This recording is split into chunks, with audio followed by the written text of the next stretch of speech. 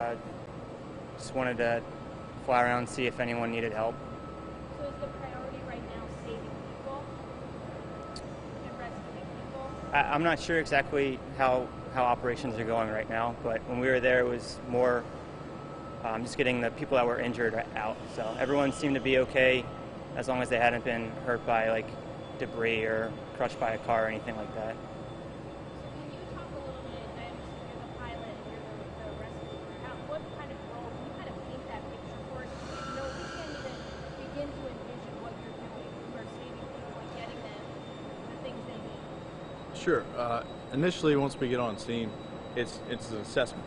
So you're looking to see where people are, if there are any people around, and you're also looking to see what the extent of the damage is, so that we can find a place to land if available. That would be optimal, as opposed to hoisting, where the risk is highly elevated at that point with the winds, and it's just much more risk to hoist somebody as it is to land.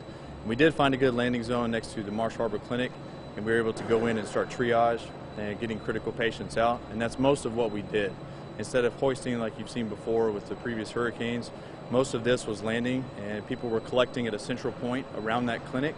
And as the weather cleared and they were able to clear debris in the roads, more people were coming to the clinic, and so it's still kind of ongoing that you're medevacing mostly the critical patients and maybe family members if we had room for them.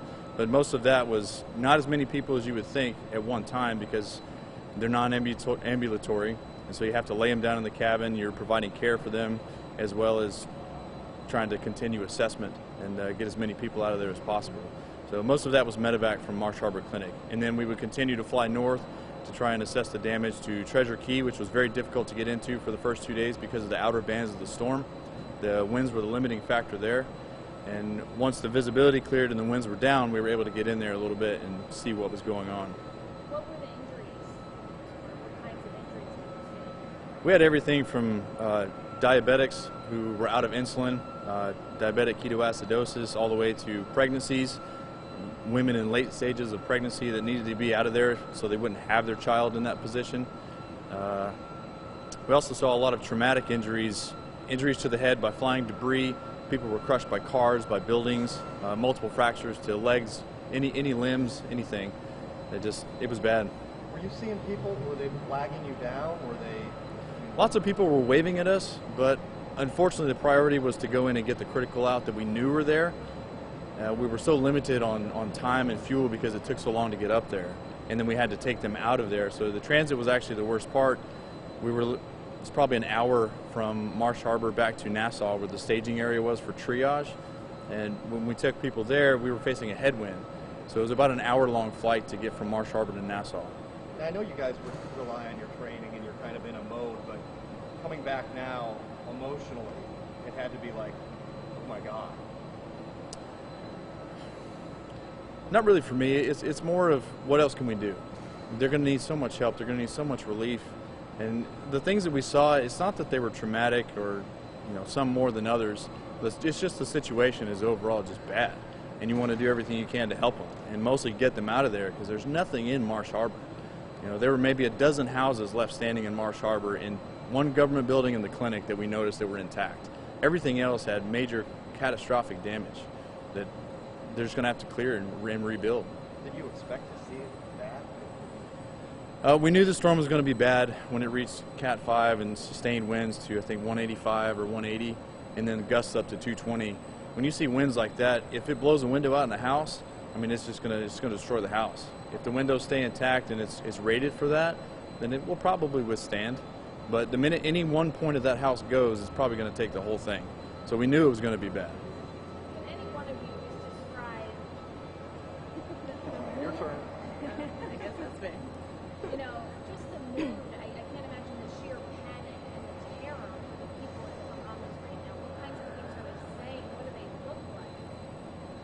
I think everybody that we actually saw that was on the ground kind of had that almost like in shock and distress look, just because, again, like Chad said, it really didn't seem like there was any places that survived, especially in the Marsh Harbor area. And so everyone that we saw just kind of had that look like they needed help, and we were there to provide that help, thankfully. You guys are like incredibly humble doing your job, and we understand ground, you guys are literally angels to them, rescuing them, potentially life or death situations. What is that? When you think about that now, like, what do you think about? I think the way that we train kind of sets you up for that situation. So thankfully, we kind of all come together and work as a team. So for us as the flight crew, as we go into a situation like that, you're really, like for me, I'm concerned about the welfare of my rescue swimmers. So is Brian okay? Is Chad okay? You know, if I'm flying with Nick as my co-pilot, like, is Nick okay? Is our flight mechanic okay? And we're really looking out for each other at that point, right? So it's like the self-care for the caregiver. And so our training kicks in, we look out for each other, so then that way, like, we are okay so that we can provide, you know, the aid and rescue to the people that we're providing that for. And really, it's kind of cool to see everybody come together. We were talking about as a crew afterwards that, you know, our maintenance guys show up and they give us what we need. We really push their limits as far as, you know, the times that we're asking them to be up in the morning and stay late at night, and they were awesome. I mean, we are normally a 10 helicopter unit. Most units in the Coast Guard are 3, 4, or 5, and so we had 7 helicopters. So technically that puts us as the second largest H-60 unit in the Coast Guard, now operating at a forward operating base, coming together with Air Station Clearwater. We had 65s, which is the smaller helicopter from Air Station Miami, and then also H-60 crews from Air Training Center Mobile, ATC Mobile. That's not actually what it stands for, but you can edit that out. So from Mobile, we had crews there. So again, it's just really awesome to see, like, we all come together in something like this, and so because of our training, it's like your emotions kind of stay in check because we know we all have each other's back. And again, we look out for each other so then we can look out for the people that we're rescuing. And so in that, you know, heat of the moment, like, yes, you do feel for the people that are in need, but also we know that, you know, I'm going to put Chad out there. There's going to be people running up to him and asking for help, and his job is to basically prioritize. You know, if we have someone that has a head injury and someone that's just looking for food and water in that moment, you kind of have to go with the head injury and provide that higher level of care first and go from there on out. Is there a moment or a rescue maybe that you will tell your grandkids about, like, that just sticks with you? Did someone say something to you, or did something happen where there's a moment you'll just be like, when you think back on your career, like, wow, this was a moment that I really, you know, you always make a difference, you know what I mean? Yeah, actually for me, it was afterwards. We were back and everybody was in the galley, and a gentleman that works there who is Bahamian kind of came up and said, you know, thank you so much. And he was like, you know, God always sends his angels and his helpers, and, you know, he was basically saying that was us in the moment. So again, you know, now I'm emotional thinking about it, but really it's awesome to see, like, that's what the Coast Guard does. We train so that when things like this happen, we can be the ones that are sent, and we kind of don't have a second thought about going into it to provide, you know, that response to the people that are in need. How did they react to you, you know, as you were helping these people and loading them into the helicopters? I think the same as anybody would react to emergency personnel. You know, Brian or Chad gets on scene and they kind of have like a sense of authority about them. So if there's an emergency and the person, you know, wearing the right gear shows up and tells you, hey, please come sit over here, you're going to go sit over there. And so thankfully, you know, most of the people that we dealt with were very cooperative and very thankful, and just looked like they were happy to see us. So. How did you and your crew deal with the fatigue and the stress? Again, really, we just look out for each other. Every time we go fly, we go through what is our operational risk management, and we use the PEACE model, which is planning, event, asset, communications, and environment. And the asset is, the first thing we talk about is the crew.